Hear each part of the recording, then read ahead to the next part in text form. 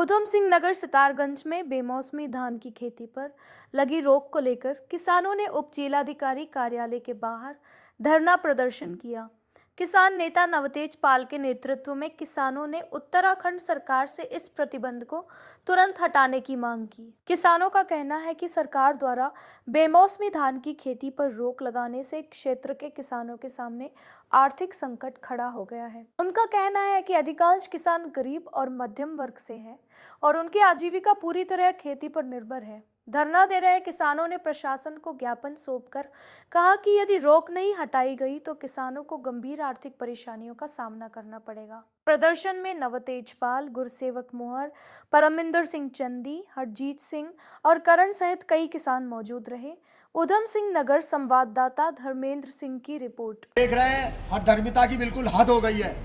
किसानों को बिल्कुल कुचलने का काम ये किसान विरोधी सरकार लगातार कर रही है। मुझसे पूर्व वक्ताओं ने आपको ये बताया है कि आंदोलन नहीं है, ये एक हमारा जनहित का आंदोलन है। जमीन हमारी, जगह हमारी, और उस जमीन और जगह पर अब पहली बार आजादी के बाद ऐसा तय हो रहा है कि किसानों को सरकार बताएगी कि हम कौन सी फसल लगाएं या कौन सी फसल ना लगाएं।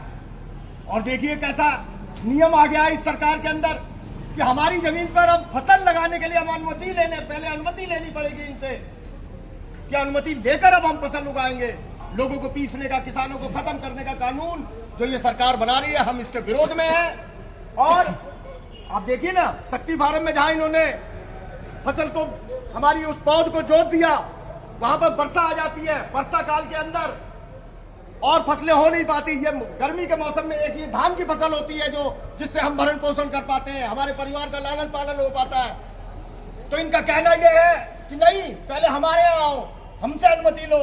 हमारी जमीन पे कह रहे हैं, हमारी खेती के लिए कह रहे हैं, पहले हमारे घर आओ, आप पहले हमारे यहाँ आकर आप अनुमति लो, हमारे यहाँ घुटने टेको, हम बताएंगे कि आप अपनी जमीन के अंदर कौन सी फसल लगाओगे।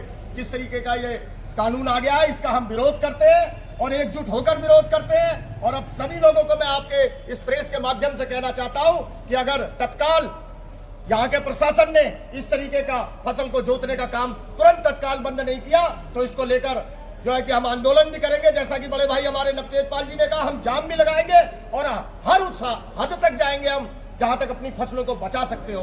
जय हिंद, जय उत्तराखंड।